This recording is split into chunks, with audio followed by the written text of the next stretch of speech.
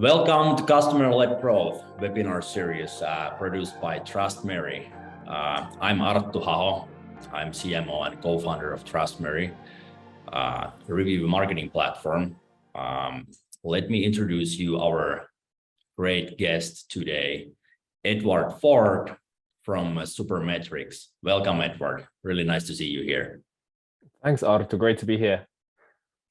Yeah, it was. I was very excited when you replied that okay, you will be happy to join me, and actually we have a little bit longer history with you. So I think it's already 10 years ago when we met, when I was working in Tieto and we were buying service from you guys. It has been. That was a long time ago, back in the day. Yes, exactly. So yeah, let's just talk about you first a little bit. So who are you? Where are you coming from? Yeah, so just briefly, my name's Edward, originally from the UK, but as you said, our paths crossed 10 years ago or so. I moved to Finland about 15 years ago, so I've been here ever since. Now head of demand gen at Supermetrics, and that's been a crazy journey, which we'll obviously get into today. Joined quite early stage and have seen the company grow a lot over the last 3.5 years. Always been in marketing and tech and SaaS and sales. So previously, before Supermetrics, I was working in a marketing agency called Advanced B2B, which is based here in Helsinki, Finland, primarily working with SaaS companies. So a growth marketing agency focused on working with SaaS businesses, which is when I really got into the world of SaaS specifically. Before then, as I said, working in tech, working in marketing and sales, both agency and client side. And as well as that, I used to host the Growth Hub podcast, which I don't know if any of you have listened to in the past, but that's been going for about 4 or 5 years now. We started that in 2017, focused on interviewing some great marketers, CEOs, founders, leaders from the world of B2B SaaS, and grew that to over 100,000 downloads as well. So that's a short TLDR about me. Yeah, I think most of us knows the. I think that's probably the podcast you were doing when you were at Advanced B2B. I think that's when you became famous for for many of us. Yeah, very good. And so can you just summarize, like, what was your role in Supermetrics at the moment? Yeah, so now head of demand gen at Supermetrics, and this is something that's changed over time, and I think it's something that happens when you join relatively early on. If you're joining an early stage startup, I don't think this applies just to marketing as well. Probably whatever function you're in, you're going to be like super broad and horizontal. So when I came in, there were 3 other people in the marketing team. There was basically 4 of us sat around the table. Literally, this was pre-pandemic when people went to the office every day. And now we are almost 30 people in the marketing team, which is as big as Supermetrics was when I joined. And now we're close to 300 collectively. And so you're doing like almost everything to do with marketing, from content marketing, customer marketing, product launches, product marketing and sales enablement. You're doing brand marketing, performance, demand, like the whole shebang. And then over time, as the company grows, you become more focused in your role, and you kind of go from being this super horizontal marketer to becoming like more of a vertical marketer. And so as the team grew, I took on a role within demand and I'm now heading up our demand team. And so really what we do is look at our customers and our different major customer segments. So we're looking at things from an ICP and persona perspective, and really going out into the market and generating demand for Supermetrics within those segments. So for example, marketing agencies are a big portion of our customer base. So it's really about generating demand for Supermetrics within the marketing agency space. And then the same thing within e-commerce. If you're a direct-to-consumer e-commerce brand, what are the different things that make Supermetrics valuable to you? And really just taking this customer-centric approach. This is how we decided to structure the demand team. We had a long discussion about how we should do that. I won't go into that right now, but this is how we look at what we do. And then really we also work cross-functionally within the marketing team. So we're partnering obviously with the performance marketing team, with the brand marketing team, and the product marketing teams specifically. and then also working with other teams as well, kind of fitting into that marketing funnel. And we're sort of using whatever channels and tactics we think work. So we're not tied to a specific, we own this channel and that team owns that channel. It's also about figuring out, okay, if we're trying to reach e-commerce and we're trying to reach agencies, are there different channels and tactics we should use depending on which segment we're going after? So that's a kind of short story in terms of like what the role was and what the role is now. Yeah, so you have seen actually pretty big change. Like 3 years ago when you joined, there was 30 people, now there is 300 people. So you have tenfolded the number of employees during that time, and naturally the marketing has been changing quite a lot as well. Okay, let's look at the topic. Like, okay, the headline of our webinar was B2B SaaS marketing done right. So yeah, that's kind of I think that you guys have been doing something right with that kind of growth. And then we dive deep a little bit closer to like what you have been actually really working on in practice in Supermetrics to reach that 50 million in ARR. So actually, congrats for that 50 million milestone. That's pretty impressive. So yeah, when we started promoting this event, that wasn't there yet, and that wasn't public information so then we only had 40 million in our title, but yeah, we fixed that to 50 million. That's a really great achievement. So yeah, I actually got a couple of questions about the title, so let's just quickly clarify those. B2B SaaS, ARR, what those mean. So B2B is naturally business to business, so it means that you are selling your software to other businesses, not consumers, but other businesses. SaaS, how would you define SaaS? Yeah, I think on the B2B piece, I think the only difference is really that it's still people buying from people, but I think the only difference is you're using your company's money rather than your own. So I think people forget that when it's like B2B, it's like businesses talking to businesses, but it's always people talking to people. And one thing I've noticed, particularly over the last 3 to 5 years, is that a lot of the B2C playbook is finding its way into B2B, which I think is a good thing, because for some reason, a lot of B2B marketing tactics are a little weird and outdated. But yeah, that's kind of the take on B2B. And then SaaS, software as a service. I guess there's 2 ways to define it. I'll give you 2. I'll give you one, the functional, and then the other, the more aspirational. So functional is really, it's cloud-based software, typically sold through subscription.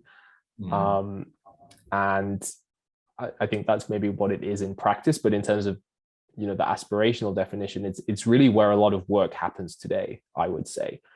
Most of the time when I am working, I'm operating in one or multiple SaaS platforms. So opening up, logging into our Google ecosystem for all our drives, docs, then going into marketing automation platforms, whether it's HubSpot, Marketo, Exponia, then going into social media management platforms like Hootsuite, or then going into other things like Typeform, you name it. Most of the work we do is done within SaaS, and this is not just in marketing, but there's also SaaS for obviously all the other verticals as well, whether you're in finance, HR, and so forth. So really, this is kind of the big shift that has happened, and I think Salesforce were probably one of the first companies to notice this and realize this, and Mark Benioff was well ahead of his time with his shift towards Salesforce, and that really set this whole thing in motion, and it's just gaining traction. And Bill Masaitis, who is the former CMO at Slack, he described now as the golden age of SaaS. There's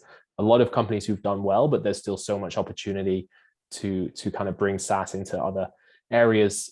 So I'd say that's kind of my view on SaaS. And then ARR is annual recurring revenue. So basically it's your 12-month runway in terms of, as I said, it's a subscription-based business model. So if we look 12 months from now, if you're at 50 million ARR, you should be then generating 50 million in revenue, assuming you do not add or lose any customers. But that's a big part of the whole business model dynamic as well. But that's, I guess, a summary on the terms we'll be talking a lot about today.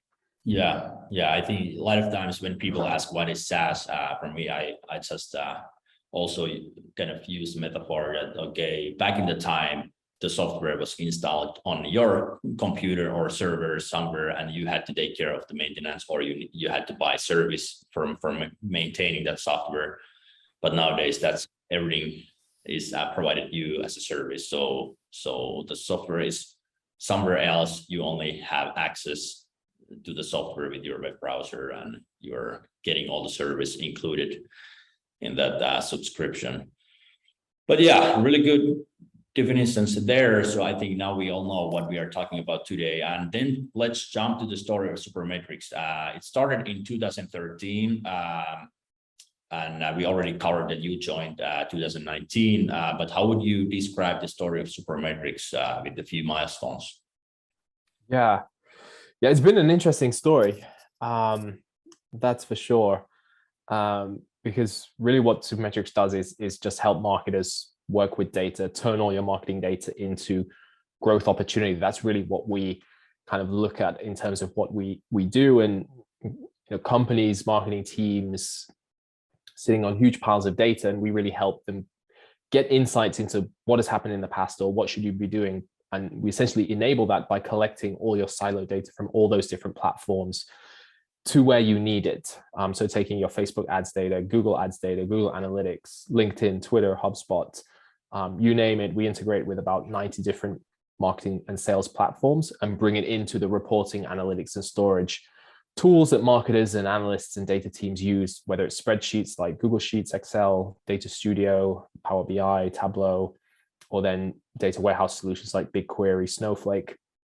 And just really enables marketers to centralize and orchestrate their data and use it in so many ways. There's a sort of limitless amount of use cases over time, which is great from a marketing perspective, but also hard to kind of summarize what you can do.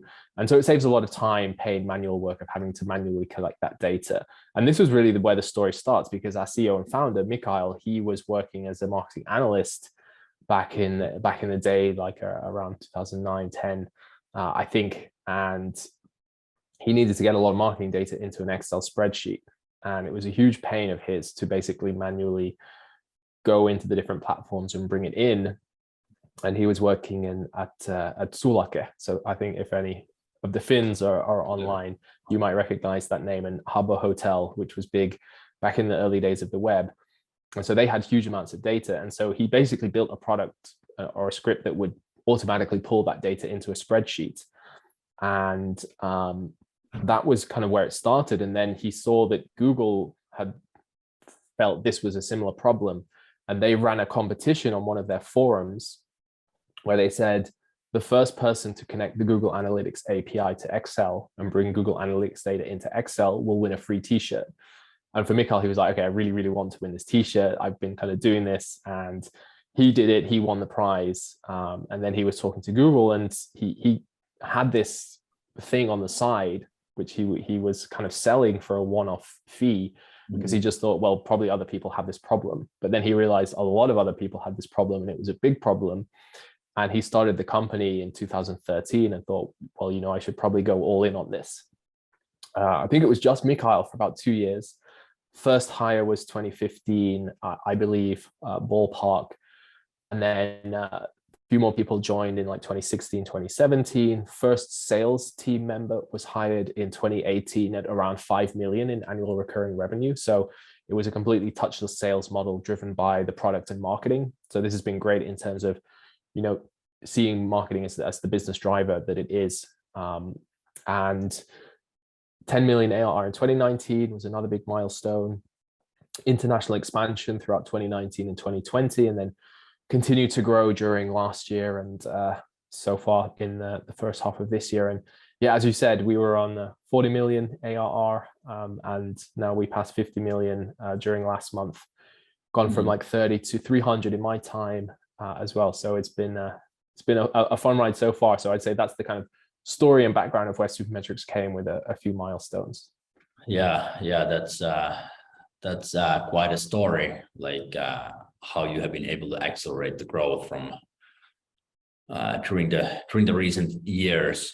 And okay, if we talk about marketing, so what kind of role marketing has had in that, like I assume, like if the first 2 years Mikael was working pretty much alone, and then little by little like other employees joining the company. So most likely during the first few years there wasn't any kind of formal marketing organization in the business. But yeah, can you also summarize a little bit like what is the like how the marketing has looked during the years in Supermetrics?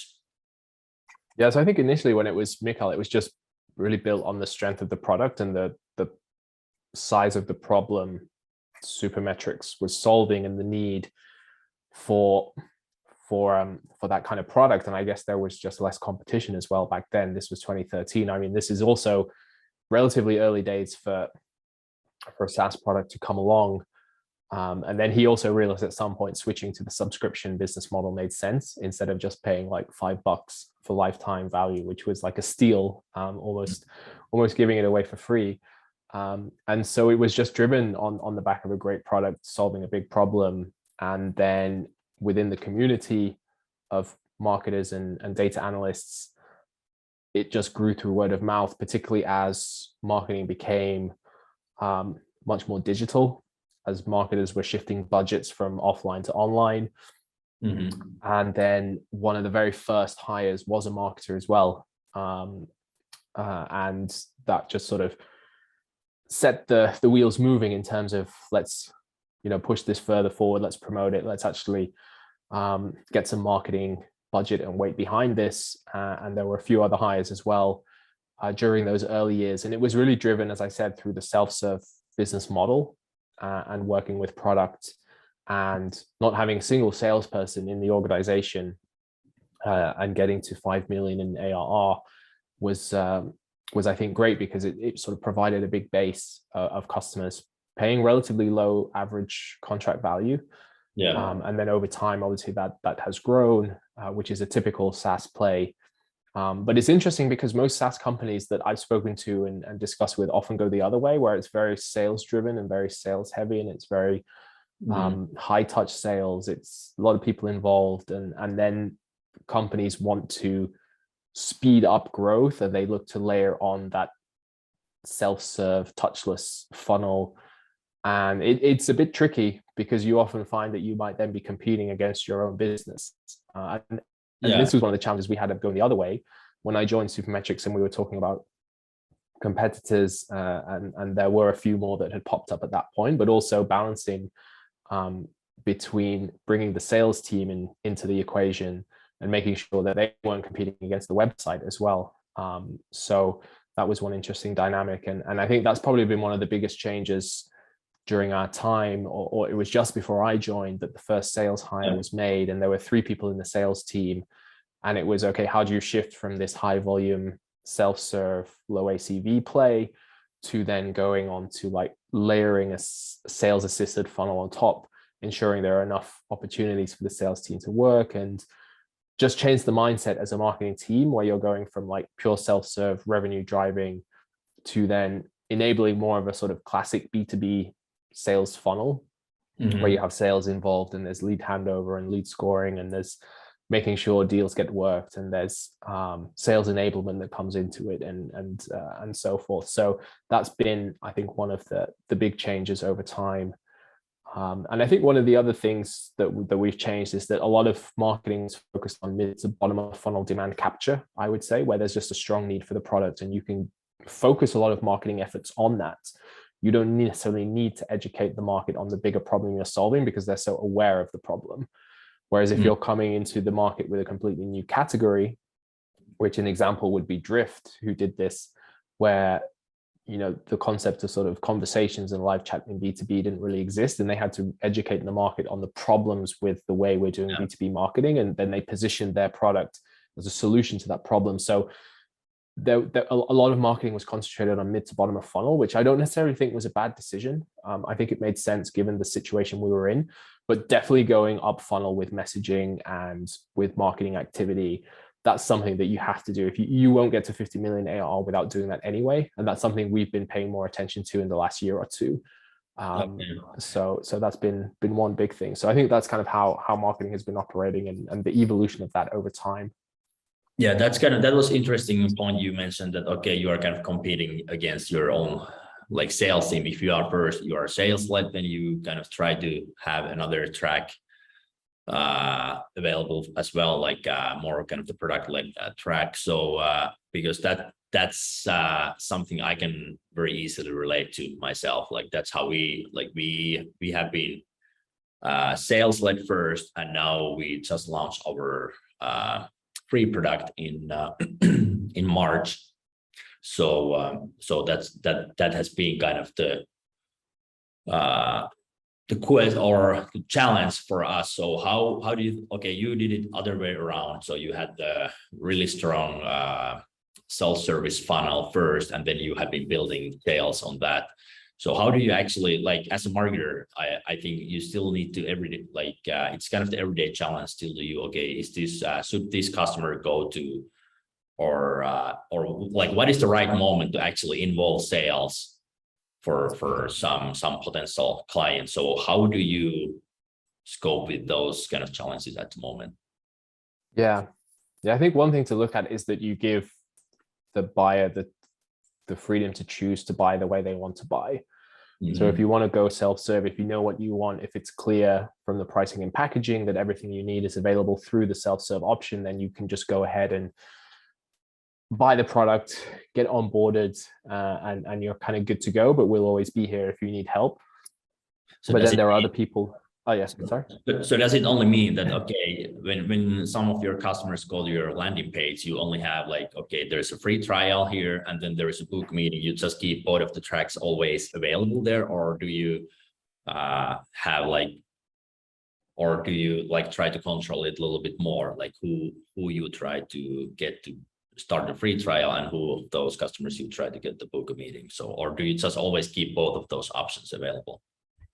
Yeah, I mean, you can kind of go and find whichever one you want to do. If you want to start the trial and play around with the product first, which some people like to do, and that's a common way people would buy, in that you can try out the product for 14 days for free, and all our different products. And the idea is that you can see everything the product can do. And this is one of the decisions behind why we went free trial versus freemium. In that with freemium, you don't necessarily know the additional value you can get because you're limited to just a fraction of the product. But if you have a free trial, you can sort of see everything and understand the bigger picture and the value you'll get. And I think in terms of positioning CTAs, there's also probably some dependencies in terms of like what page people were on, or what product would make sense in terms of what we're promoting. And then that might impact whether we're pushing or promoting the free trial, or if we're recommending that you would get in touch to chat with the sales and book a meeting. But really it's up to the customer in terms of, you know, there's always the option to start a free trial, but there's also the option to discuss and chat with us. And we see that people might actually reach out during the trial to get some input or ask some questions, or to see a demo of the product so that they can get a better understanding of how to use it. And then as well, the other option, the other way is that we would also guide people towards the sales assisted funnel if we see that they're trialing certain features or elements of the higher packaged products, that then we would have someone reach out and kind of check in and open up that sales discussion. So kind of goes both ways. There's the giving people the decision, which I think is super important, instead of forcing them like, you will go through this path, or you will go through that path. But then also guiding them in that direction if there's a conversation to be had. Because as well, when I first started and we had just really got set up with the first steps of the sales assisted funnel, we'd have one of the sales reps be like, yeah, we got quite a few leads, but I just had a discussion with someone who was looking at a 19 euro per month deal. Doesn't make any sense to have someone from sales looking at like 120 ARR deal that can just be through self-serve. So you kind of need to make sure that the economics make sense, in that the sales team are focusing on the right deals, and that it makes sense for them to work on, and that self-serve is doing its own thing as well. And I think as well, another dynamic of the business model has been the land and expand, which is a big thing for us and for many SaaS companies, that you sort of are not just bringing in new business, but also expanding your existing customer base. And so this is why I like the self-serve and sales assisted motions, in that they kind of serve two parts of that business model. So that's how we've kind of looked at the whole marketing and sales piece. Okay, okay, maybe one more question about that topic, like between the sales and marketing. So like who actually owns, do you, as a marketing team, do you own like the lead generation, like basically those, or the user generation, but also the like generating sales meetings, or is sales organization more responsible for getting meetings for them, or how do you do that? Yeah, the split is quite clear. So marketing would own inbound and sales would own outbound. So we're responsible for all inbound trials, leads, meetings, demo requests. And then our outbound and SDR team are taking care of all our outbound outreach. We do some support work with them to kind of enable that. And I think as well, if marketing is doing a good job from a brand perspective, that should also give an uplift to your outbound and SDR teams, in that it should be easier for them to book meetings over time. So we're sort of directly and indirectly supporting that, but essentially we're responsible for inbound and they would be for outbound. Okay, yeah, but that's clear. Okay, so then let's okay, then I think we talk more about inbound going forward. So so where are you actually getting all of your inbound customers? So what are the sources, for the main sources? Yeah, marketers love to ask this question. It's like, where does your business come from, basically? And it's not quite as simple as that. I think particularly in B2B, because I think if you look at the sort of last touch attribution, you will see the final piece of the journey, but you don't see what happened here to get there. So, you know, I can confidently say that marketplaces are a big source of customers, because we have that built into the business model. It's one of the things I liked about Supermetrics when I was researching and discussing with the team, in that it's really built on top of Facebook's ecosystem and Microsoft's ecosystem and Google's ecosystem. So there's a lot of good distribution networks built into that, particularly when you're sort of pulling data from all these different platforms. So you have like the HubSpot marketplace and the HubSpot ecosystem, Shopify and so forth. And then on the destination side, moving data into Google's products, into Microsoft's and Snowflake's. So we're sort of listed on marketplaces on the data source and destination side, which is huge for us and other players in our space. But then also paid, organic, and then direct brand. They're probably the major sources, but you know that it's a combination of all the things you're doing, and it's the stuff that you can't track as well. And so, you know, it's the brand campaigns that speak about the higher level messaging and the challenges that we as marketers face when it comes to working with data. It's the events that we run, it's the podcast, it's people on our team posting on LinkedIn every week and kind of getting everyone bought into that system. It's all our paid social campaigns that are not generated towards a conversion or a click, but it's just helping people sort of consume our message in the feeds, which is where people are spending time in the evenings when you're like scrolling through Instagram while you're watching Netflix, because we all do that in the evening. And so those would probably be the sources if you look at the attribution charts, but you need to understand the bigger picture. Can you give any rough numbers, like okay, what share of your new customers are coming from marketplaces compared to paid media, or is that too detailed? Yeah, I don't know if we want to go so detailed into the breakdown, but marketplaces are important, I can say that. But then also the way we approach marketing and what we do is aligned with that, in that we actually put a lot of time and effort on marketplace optimization, reviews, updating our descriptions, listing images, our messaging, and we're tracking quite carefully our position in those marketplaces. So you need to understand the important distribution networks for your business, and then you need to align accordingly. So this probably might not make sense to most businesses, but for us is super important. But if you do have that marketplace distribution that you can tap into, then I think it's probably worth spending a lot of time if you're seeing good results. By the way, like, okay, we are also in a few marketplaces ourselves. So how do you actually do marketing? Like, is there any ways how you can boost your customer acquisition from a certain marketplace, or is it only like, okay, you just need to be there and you need to be clear enough with the problem and solution what you can solve for those customers? Is there anything else you can do regarding the marketing in marketplaces? Yeah, I think you need to understand how the marketplace works and how do people find that. Are there inbuilt search functionalities? In which case, how does that algorithm work? So that's something we spend a lot of time on trying to understand, and we play with our keywords and we'll run experiments and say, like, if we change our description to include these keywords, what happens? And then we'll leave it. We are doing experiments where we change the logo that pops up on the search results page. So there's a lot of different things you can do. And then also on the backlink side, in terms of making sure people are linking back to your listing, people are leaving good reviews and doing targeted outreach to your customer base. So that's what a lot of companies do on like G2 and Capterra, but you can do them for other ones, which are maybe more niche as well. So I think the important thing is to really understand how those marketplaces operate, and you sort of treat them as their own mini ecosystem, because they can be such important pieces of your marketing playbook. Yeah. What is your experience collaborating with those marketplaces? Are they usually like easy to, like, are you easily getting like help from them? Like, are they guiding you how you can make your product to be more visible at their marketplace? I think it depends on the marketplace. Okay. Some of these marketplaces, that's the business, like G2, Capterra.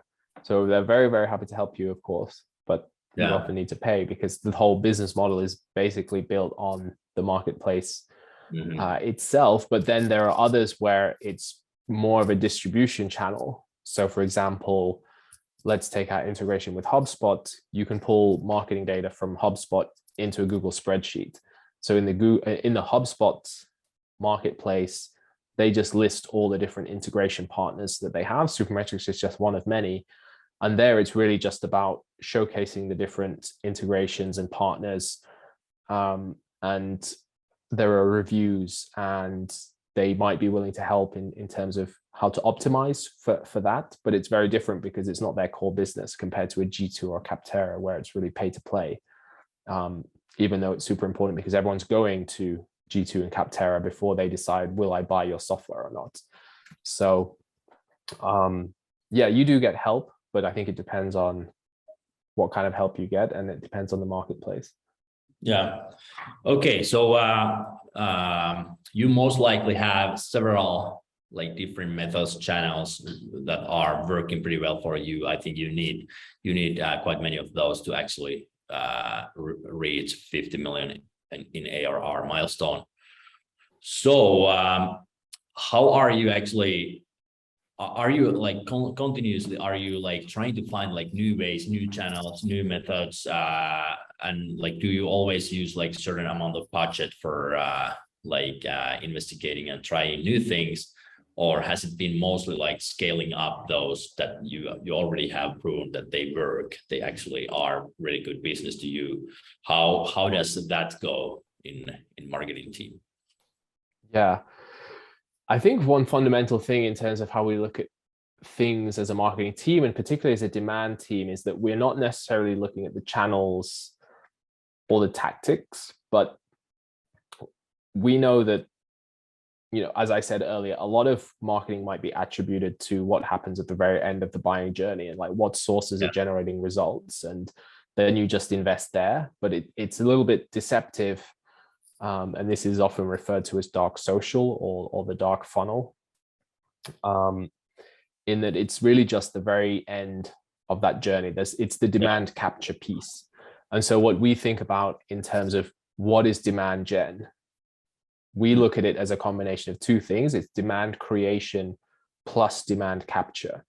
So what we weren't doing, or something we felt we needed to do more of, is that we really need to start focusing more on the demand creation piece, in that you can't just rely on capturing whatever existing demand is within the market. It's marketing's responsibility to create demand in the same way Drift created demand for their products from sort of nothing.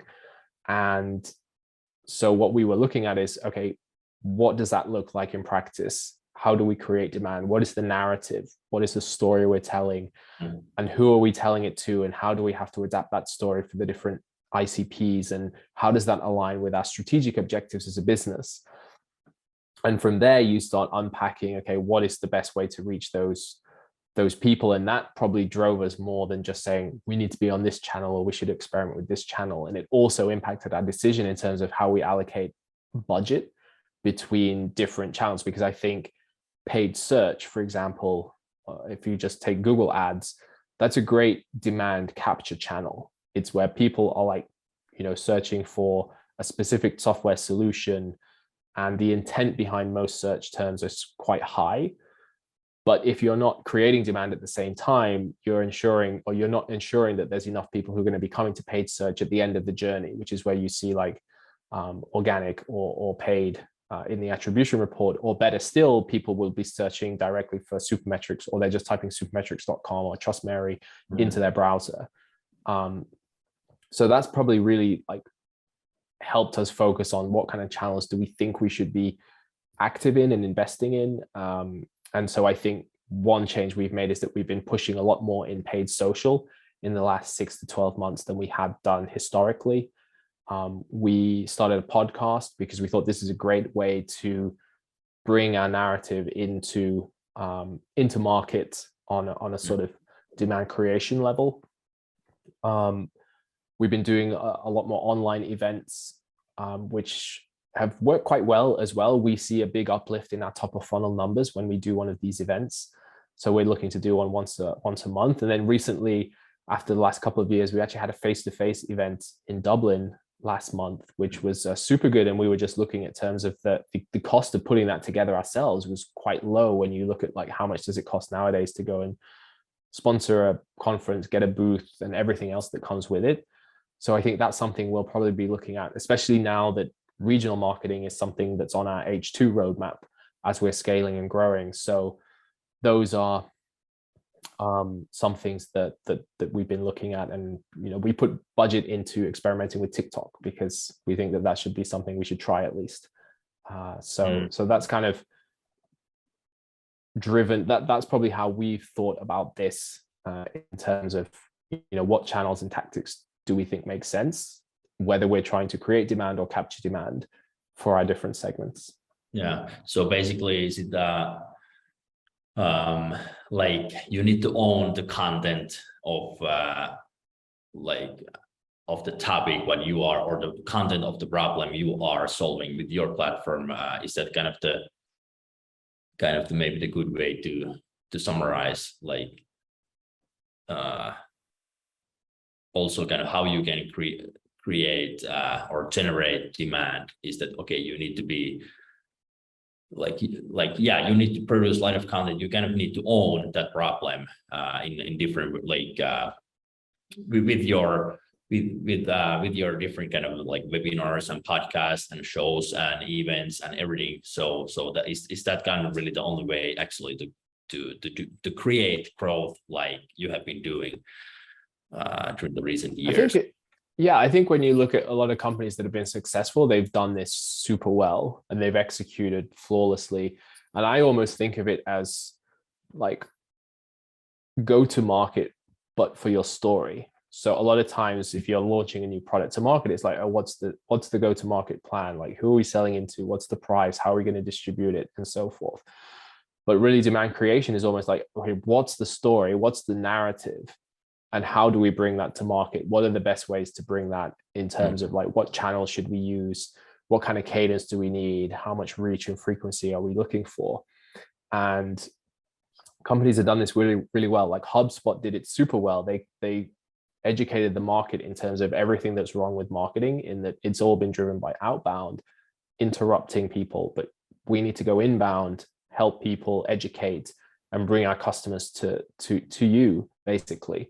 And so they did a great job of that, and were then able to capture a lot of demand. And many other companies did the same thing as well. Drift, we gave another example. Refine Labs are doing an incredible job right now of educating like the bigger problem that they own and how they solve it. So I think it's a big part of that, for sure. Okay, then let's talk about challenges a little bit. Like most likely you have been really successful to face challenges and then solve them in the right way. So if we talk about your challenges at the moment in marketing, what do you think? What are the biggest challenges at the moment? I guess when you're working in a fast-paced company and a company that's growing quickly, it's like, can you keep up with the pace? Like, we just operate at this speed, and the budget doesn't stop month on month. And when you're in marketing, you essentially are the future of the business. You're ensuring that the future of the business is coming through the doors like today, so that you can sell it tomorrow. So that's probably something you always think about as a marketer. Like, can you keep up? Are you sort of ensuring that the business is moving in the right direction and keeping pace with the speed of growth? So that's sort of on the company level. And then I guess on a personal level, it's like you yourself need to grow and develop. And the kind of things you did 3 years ago at a 30-person company aren't going to cut it when you're 300, and you need to completely sort of reinvent what you're doing as a marketing team and as an individual. So I think that's probably one of the biggest challenges. And then I think as well, where we're at right now is that as we're growing the sales team in particular, and the sales team is structured on a geo basis. So we have regional sales teams for different markets and areas. And for us as a small marketing team, where you sort of see the world as one and we operate it on a global level, it's okay, we need to bring in the local mindset now. This is sort of the next challenge we have, and bringing regional marketing into the mix. How did we then work with sales from a regional perspective, and how did the sort of global marketing teams work with regional? What's the sort of overlap and crossover and so forth? So I think further aligning with sales around this is going to be one of the next big challenges we have to figure out. And then I think, again, coming back to people, it's just finding the right people, hiring the right people, making sure there's a good fit both ways, and being able to scale the team. So those are probably a few of the challenges we have right now, I'd say. Yeah. Can you name something like from your table, like something maybe a little bit more concrete, or something like hands-on type of challenge during the recent 6 months, like that was something big, but then you were able to solve it some way? Yeah. So I can give one pick from many. I'll give one example. One story is that for context, we're a multi-product business in a way that you can start a trial of Supermetrics for multiple different destinations. So if you want to bring data into Google Sheets, or if you want to bring data into Excel, they would be two different products. They would be sold separately, and you would start two different trials. And so one of our key products, we noticed that the trial numbers were slowing down, and that things were kind of moving in the wrong direction.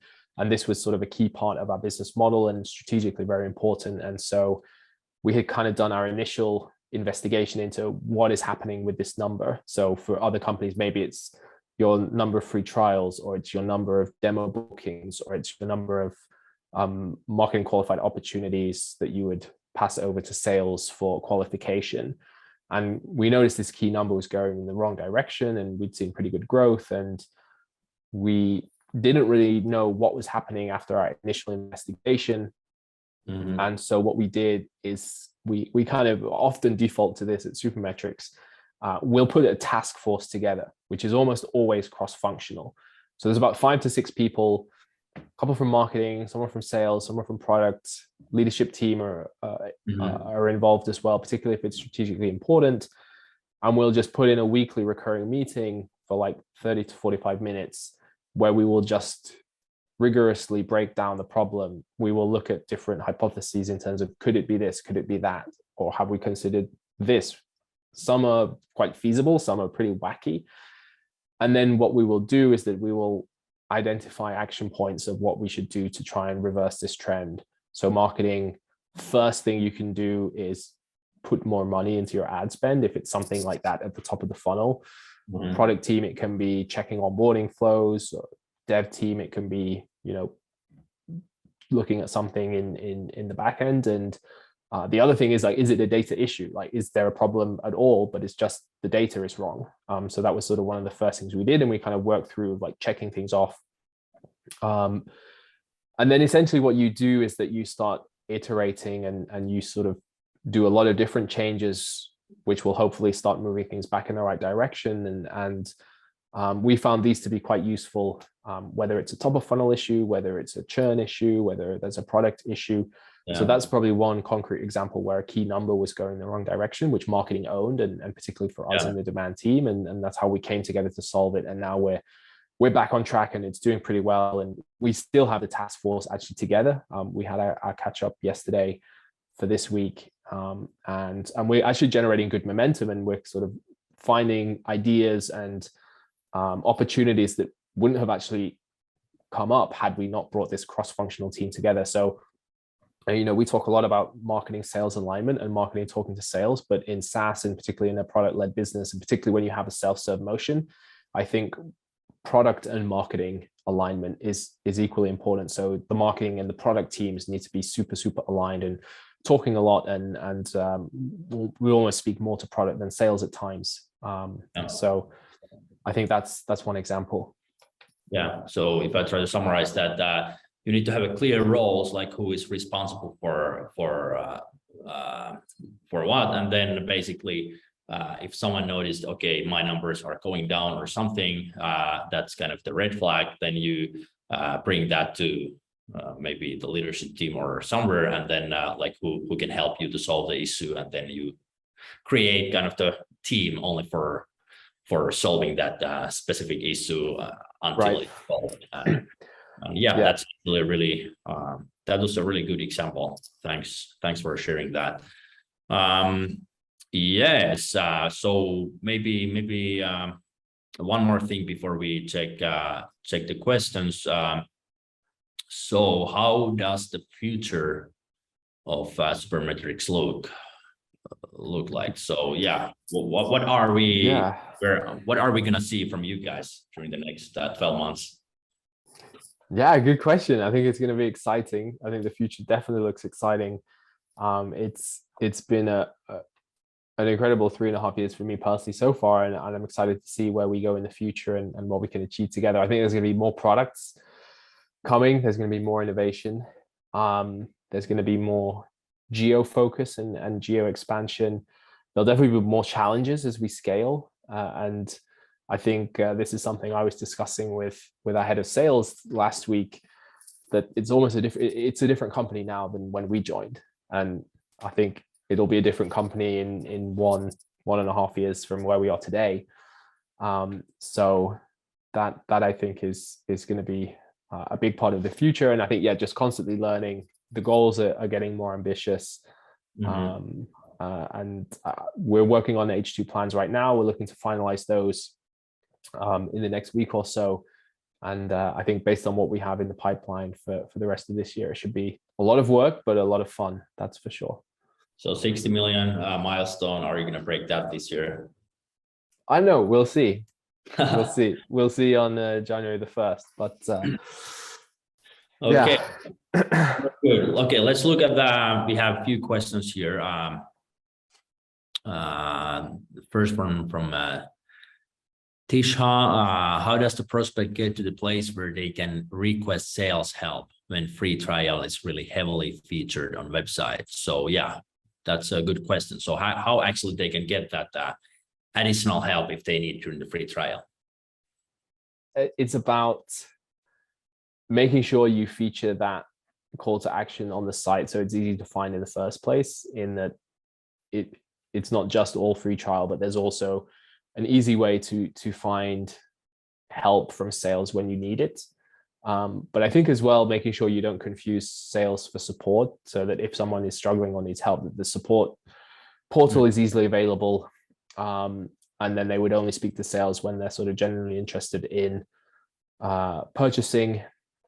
And then I think in terms of onboarding emails, that's a really, really good way to bring the sales message in, so that when someone starts the free trial, there is then contact to sales, and there's the option for people to reach out to the sales team. So I think those are a couple of ways you can balance this. Yeah, so make sure that, okay, sales is different than support. Then during the free trial, it's most likely support what they need. But then it might be also sales if they don't have like the right package for what they're actually trying to do. Yeah, but is it so that, okay, mainly like, okay, you try to, is it like more optimal to have only one call to action where you like primarily direct your customers depending on what is your, like, what is the problem and what is the solution needed for that? But then yeah, I think a primary CTA is always good, and then you can have a secondary one as well. And we've run quite a few experiments on our high intent pages in terms of balancing between 1 and 2 and so forth. But I think having 2 is fine, to go with a primary and secondary. Yeah. Okay. Another question. Any insights you can share on how you get that buy-in? That there are many channels that generate sales, to overcome the misconception that all that needs to be done is spend a bunch of money on paid search and social. Yeah. So this is a part of your job as a marketer, and it depending on the company you work in, it might be easier or it might be much harder. And this is really on the internal stakeholder management and educating internally on how marketing should run and operate. And I think as well, it's about the level of trust in terms of, there's the budget and this is where we think we should spend it. Yes, we're going to put money in paid search. Yes, we're going to put money in paid social, but we also think we need to be investing in these other channels, and here are the reasons X, Y, and Z. So you just need to kind of show the data if you have some, or then make a good argument in terms of why, because you'll not always have data. And if you've never done something before, you need to go and experiment and try it out. So I think that is kind of important to keep in mind. I will say that if you're hitting goal, and if you're on, if marketing is delivering what it's meant to deliver, it's much easier to have these conversations. So I'd say that you need to kind of make sure that you have stuff in order, that you're on top of things, and that marketing is delivering on what it promises, and then you can go and experiment, and it's much easier to get the buy-in or even the budget if you don't have that allocated. But yeah, I think a core piece of all marketing or a marketer's job is to kind of say that, we need to go beyond just paid search and paid social, and that's a big part of the playbook, and that's a lot of what we'll do, but we also need to invest in other channels and distribute the places where we're operating and doing marketing and pushing our message. So it appreciate it. It's not hard, and I think if you do all you can and still you're getting nowhere, then I think the hard decision may need to be made that, is this the right place if I want to grow my career as a marketer? This is the advice that Chris Walker from Refine Labs has given, that sometimes you just need to find somewhere new where you can have that freedom, and where the company and leadership gets marketing. Yes, and then Ari is also asking, like, now we have been talking like how you are doing marketing for like B2B SaaS marketing, basically. So Ari is asking, does this model work only in a high volume sales scenario, like in this kind of business, or could it, like, what could we learn, or how could we, or could these methods and practices used also in other type of situation, like they sell capital equipment where there are less individual sales per year? So I'm assuming they have something what they sell with the really high price tag. Yeah, I think at the end of the day, it doesn't matter if you're selling software, or if you're selling equipment, or if you're selling it on a subscription basis, or if you're selling it as a sort of one-off purchase. marketing is the same at the end of the day. It's the same fundamentals. It's the same combination of demand creation plus demand capture. It's the same in terms of investing in different channels. And really it's all about understanding your customer at the end of the day and understanding what's the story you're telling. How do you differentiate? What's your view on the world and where do you fit in? So I often think that the company that understands the customer the best is probably the company that will win. And even though we're talking SaaS, even though in Supermetrics case, we're talking like, a high volume of deals coming in through self-serve, there are hundreds of SaaS companies who are at the completely other end of the spectrum where they might sell 5 to 10 deals in a year, but they're selling them at a huge contract value. And it's in a way, it's a very different ballgame to what we're doing, and perhaps are more closely aligned with what you're doing, but it's really the same at the end of the day. So yeah. The key is to understand like how your prospective customers actually want to buy from you, or you just need to know who is in your target, and then you go what is the best for them. Okay, I think we covered like most of the questions. Thanks for this session, Edward. It was really fun to talk with you, and actually a lot of very interesting insights. You guys have proved that you can do things right, so I think it's really nice to hear directly from you.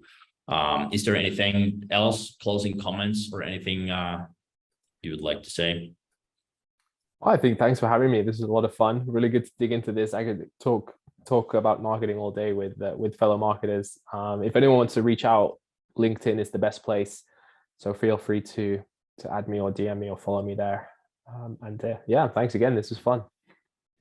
Yeah. Okay. Hey, thanks a lot, Edward. I think we close this one, and you will be getting recording to your email boxes at some point. And then, thank you very much. See you in our next webinar, and you will be getting maybe notification for that as well. So cool. Thanks, everyone. Thanks. Goodbye. Bye.